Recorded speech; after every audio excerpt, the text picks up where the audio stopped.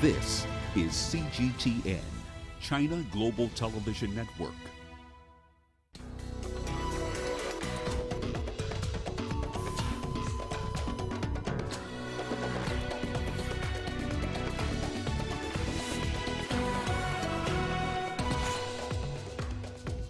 UN suspends humanitarian flights to Tigray's capital as fighting rages on in northern Ethiopia.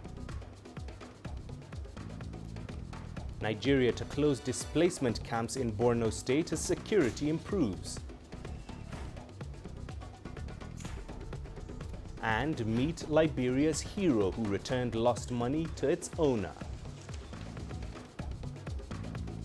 Hello and welcome to Africa Live only on CGTN. I'm Mahia Mutua in Nairobi. Also coming up,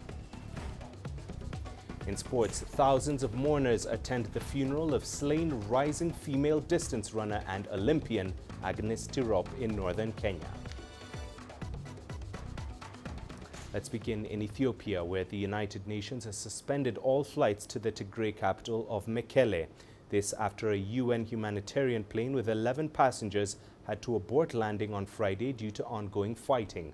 According to the UN, the flight from Addis Ababa was forced to turn back following airstrikes on Mekelle. The government says the latest attack targeted a TPLF military training facility. Since November last year, fighting between Ethiopia's federal forces and Tigray rebels has killed hundreds. The UN says more than 7 million people are now in need of humanitarian assistance. A UN humanitarian flight that departed Addis Ababa this morning was first forced to turn back in the midst of its flight after airstrikes began in Mekelle. I can confirm that the government was informed of that flight before it took off, and of course also confirmed that the flight was forced to turn back in midair because of the events on the ground. While we're still ascertaining all of the facts in relation to this event, we're obviously concerned about what has taken place today and what it means for humanitarian operations in northern Ethiopia moving forward. Today, there are around 7 million people in northern Ethiopia in desperate need of humanitarian assistance. That includes over 5 million people in the Tigray region, and the other 2 million are split between Amhara and Afar.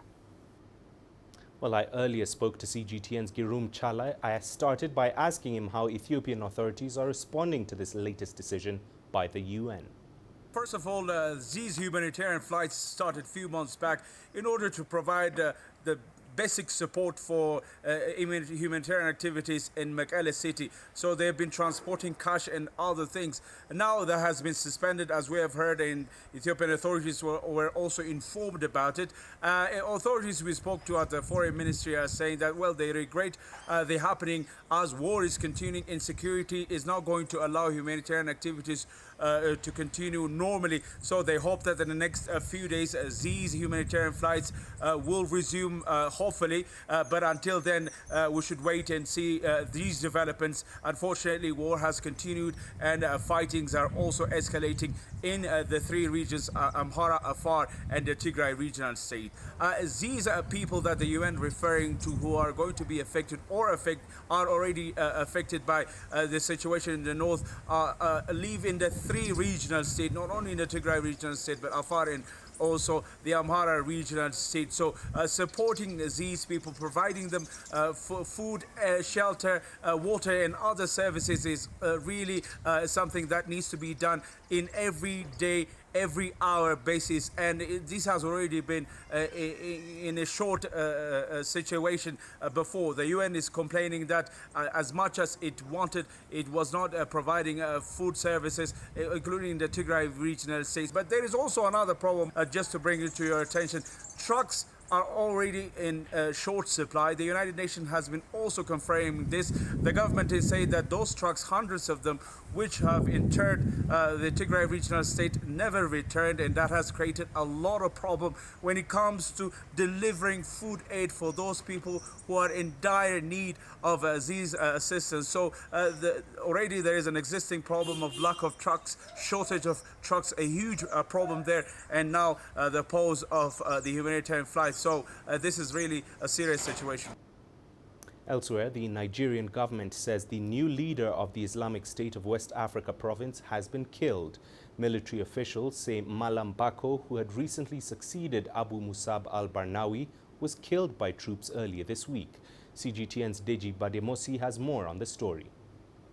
When the head of the Nigerian military confirmed the death of the leader of Islamic State West African province, Abu Musab al-Barnawi, last week, he didn't say anything about the individual who had succeeded him, but it's now been confirmed that there was indeed a successor and that that person is now dead. Nigeria's National Security Advisor, Babagana Manguno, confirmed the killing of the new leader and gave his name as Malam Bako, adding that his killing is a testament to the effectiveness of the country's counterinsurgency operation. Basically, Shekau is out, Abu al-Barnawi is out.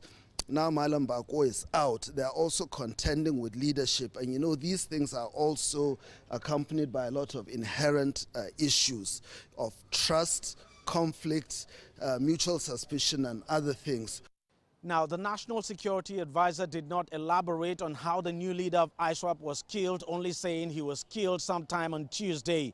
ISWAP, of course, has not reacted to the claim, but security experts say if it is true, it's going to be a huge blow to the terrorists, calling, of course, on the military to continue their offensive against the insurgents. In the last 2 months, we've had a steady increase in the number of returnees, both combatants and non-combatants, from the theater of operation, both from the Islamic State West Africa province and the Boko Haram enclaves. Now what has happened is we're now having to contend with 15,852 returnees. The government says it will sustain the operation against the insurgents and ensure they do not have space to operate until they are completely decimated. Deji Bademosi, CGTN, Lagos, Nigeria. And staying in Nigeria, authorities in the country's northeast state of Borno say camps holding thousands of internally displaced persons in the state will be closed, citing improved security.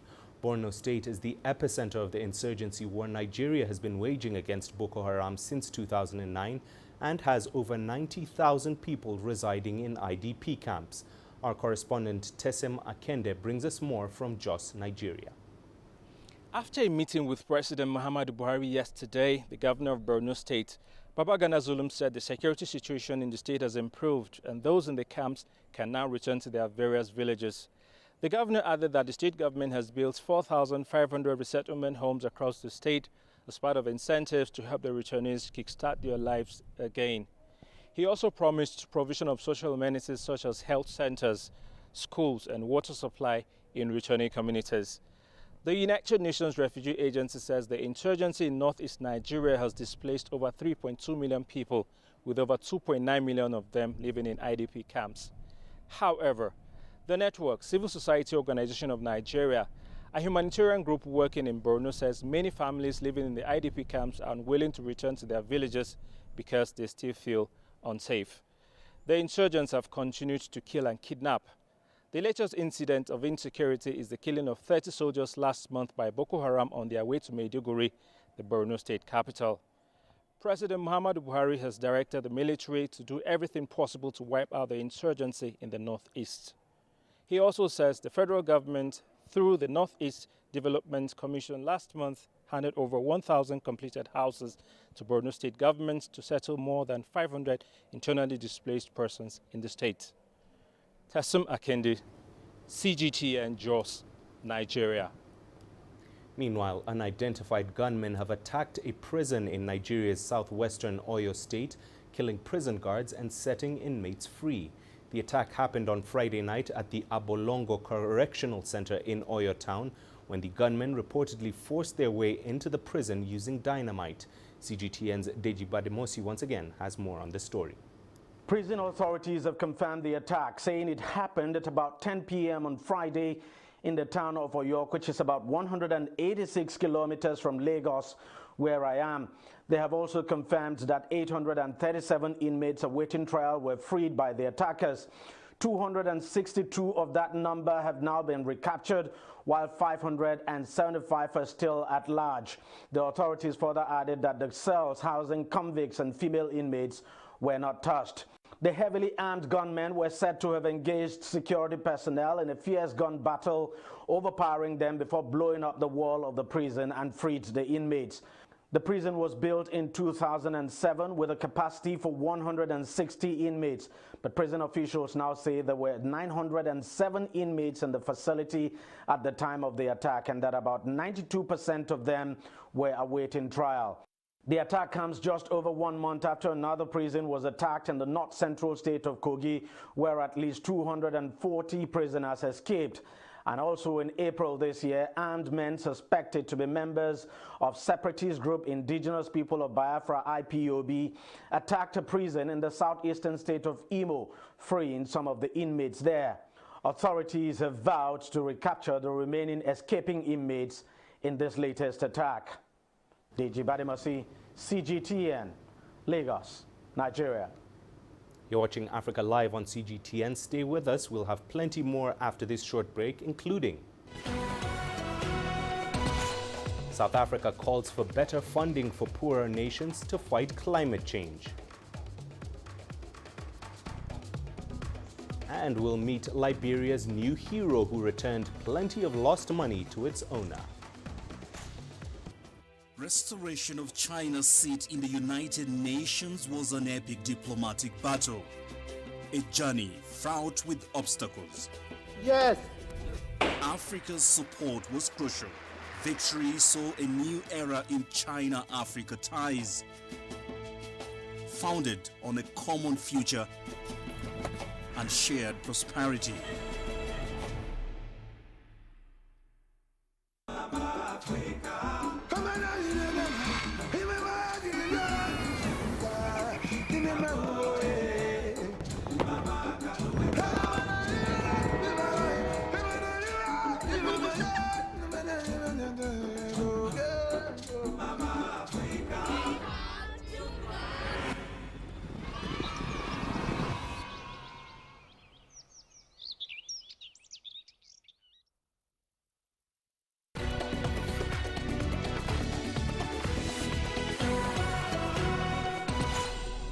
Welcome back and thank you for staying with us. Now, South Africa says the gap in funding between developed and developing countries has hampered collective action on the climate change crisis.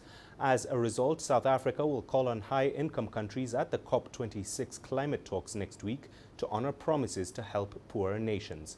CGTN's Yolisa Njamela has more. An open agreement to fund developing countries who battle climate change remains a major challenge.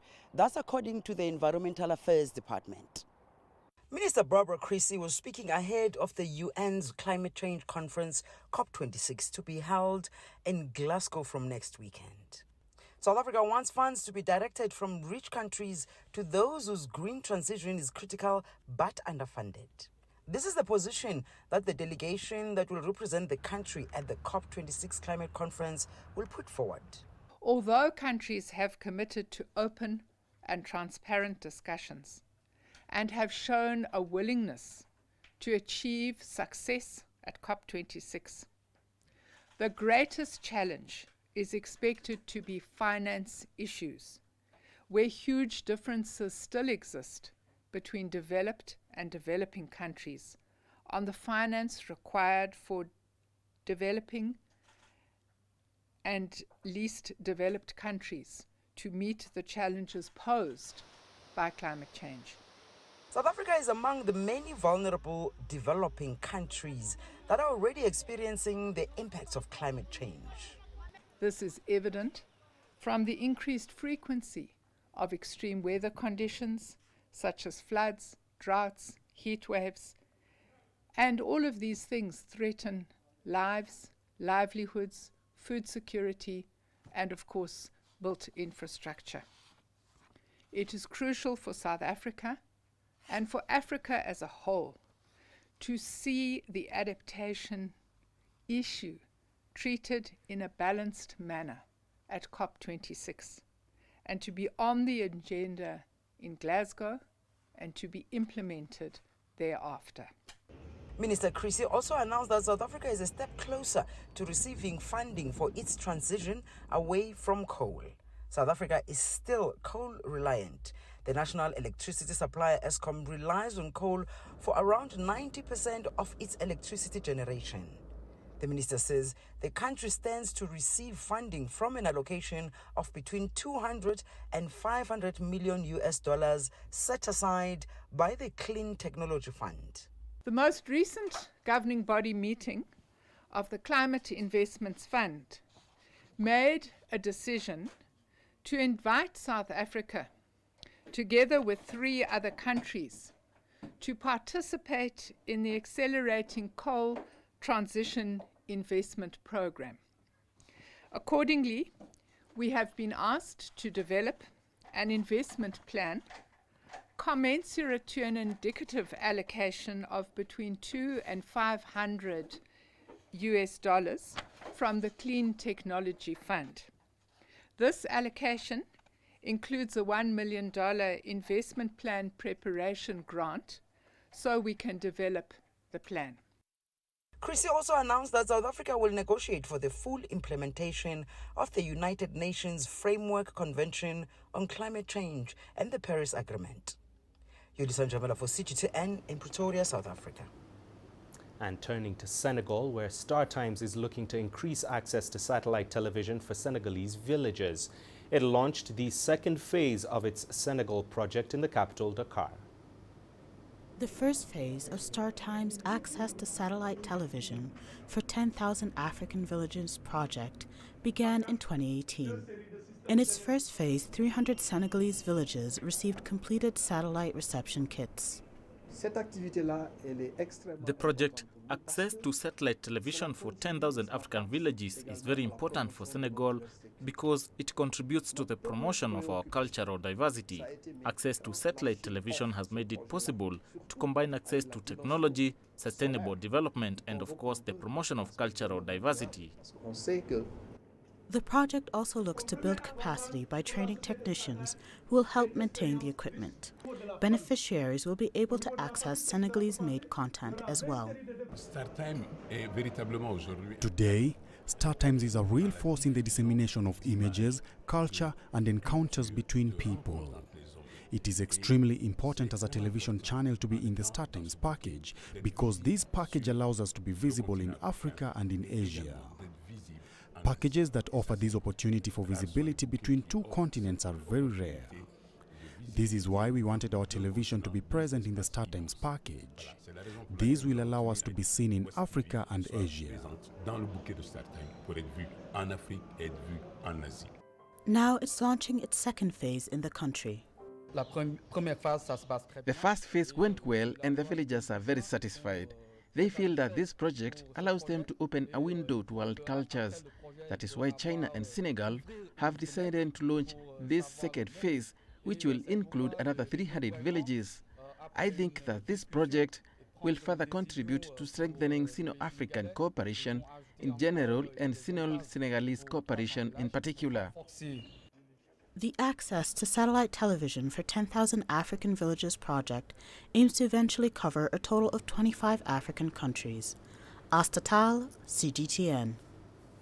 Now, how would you like to get your hands on one of Nelson Mandela's personal belongings? That could become a reality for winning bidders during an auction to raise funds for a memorial park to be built near his resting place in the Eastern Cape. Mandela is South Africa's first democratically elected president and led the fight against white minority rule while in jail for 27 years. Fondly known as Madiba, he became a global icon after his release. CGTN's Julie Shire reports on the planned historic auction.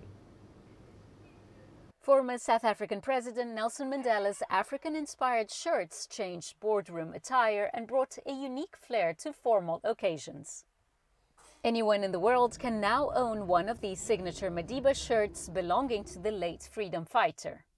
We're standing in the presence of 10 shirts that have come to us directly from his family as part of an auction we're doing of these shirts and nearly 100 other things. To have something worn by one of the most influential and inspirational leaders of the latter 20th century is wonderful for us. We always want to educate and inspire diverse audiences, especially our students, and this gives us a way to do that in a manner we hadn't thought of. Among the selection is a black shirt said to have been worn by Mandela when he met with Britain's Queen Elizabeth II. Creator of the Madiba shirt, Swanwabili Indamase, was part of his entourage. He wore other shirts when it was the function in the evening, but for the lunch he was wearing that when he was meeting the Queen. So I guess then what was happening is that it was his kind of a formality to say to the Queen, this is how formal I could go without me having to wear the suit. Mandela's glasses, briefcases, and a letter from jail are other items on sale. This 4-page letter Mr. Mandela wrote in 1976 while imprisoned on Robben Island. You can see how patiently he wrote this out, and then here it is, the stamp from Robben Island prison. The letter was written to the commanding officer of Robben Island prison. Money raised from the auction will fund a memorial park at Mandela's Eastern Cape burial site. When people come and visit, they have to actually deal with their own issues that they have, not just in terms of racism, but also personal issues. When they finish walking the garden, they should actually have a sense of what lesson can I take from Nelson Mandela's life that I take home with me. Mandela was the rock behind South Africa's struggle against an unjust and racist apartheid system. In line with the great leader's vision, it's hoped that the Memorial Park will create jobs, spur tourism, and uplift the livelihoods of people in the Eastern Cape, which has been severely affected by the marathon COVID-19 lockdown. Julie Shara, CGTN, Cape Town, South Africa. Now here's a feel-good story for you. A young Liberian who found and returned $50,000 belonging to a businesswoman is now being hailed as a hero. For his kind deed, Emmanuel Tulo has been named the country's integrity ambassador. Asta Tal has more on how doing the right thing helped turn this motorcycle driver's life around. It was a regular day for Emmanuel Tulo. He was plying the streets as a motorcycle taxi driver. Then he found a bag lying beside the road. After going, I saw the bag on the road and I picked it up. I opened the bag and I saw money inside. Then I reported the money to the passenger that was seated behind me, who was my aunt. I told her to keep the money until someone asked for it, and then we could give it back. This money was for someone and it was plenty. She was to carry it until someone asked for it, so I gave it to her to keep. When Tulo heard a plea on the radio of a businesswoman asking for the money back, he knew what he had to do. I did not have bad thoughts because my parents did not teach me how to steal. So I decided to carry the money back as it was not meant for me. Tulo's friends called him stupid for returning the money, saying he would never be rich. They, of course, were wrong. Liberian President George Weah met with Tulo. He not only awarded him $10,000, but also gave him a scholarship to pursue his studies up to the master's level. He will also gain a monthly salary of $500 as a country's integrity ambassador. And even with his turn of fortunes, Tulo wants to use the opportunity to help others. I want to be a doctor to protect my family. That way, in case someone gets sick, I can treat them. Thanks to his good deed, he now gets a chance to help them while pursuing his dream. Asta Tal, CGTN.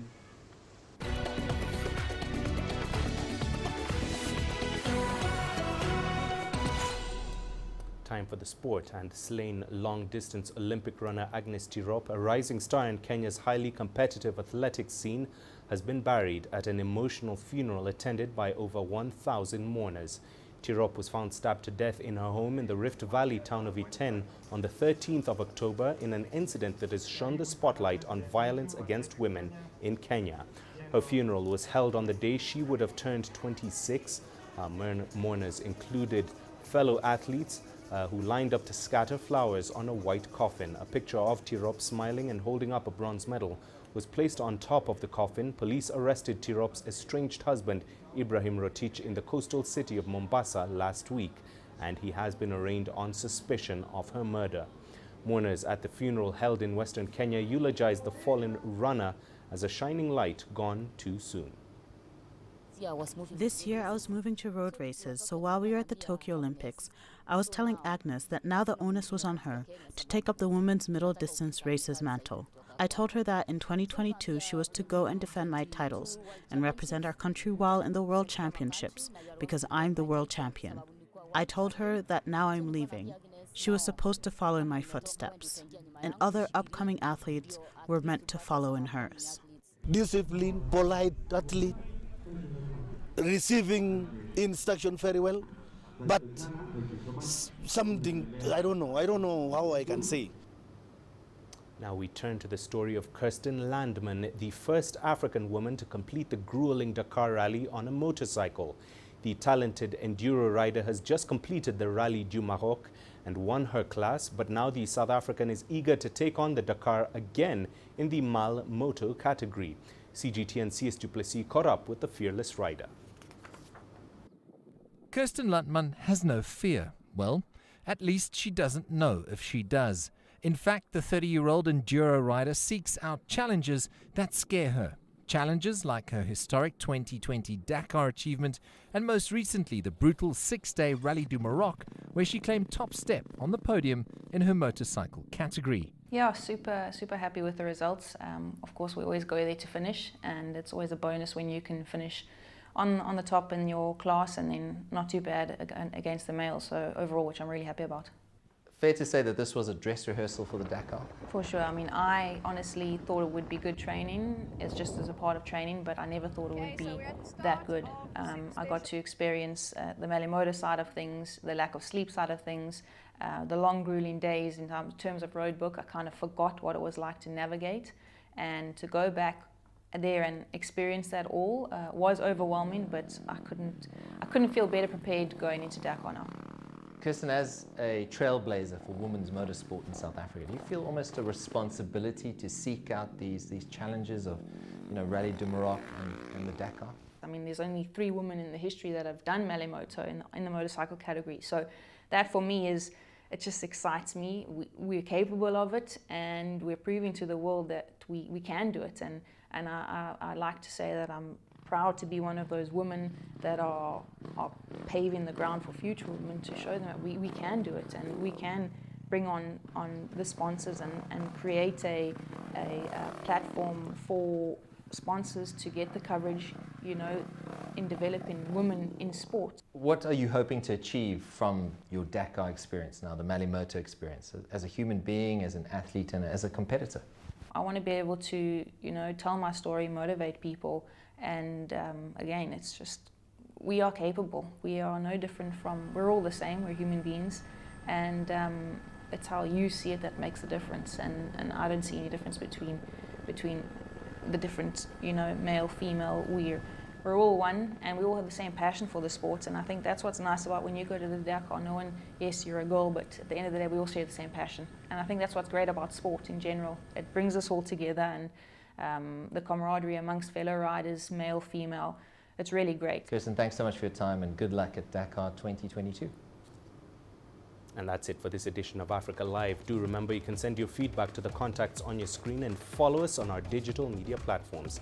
I'm Mahia Mutua. Thanks for watching. Stay tuned for Talk Africa up next.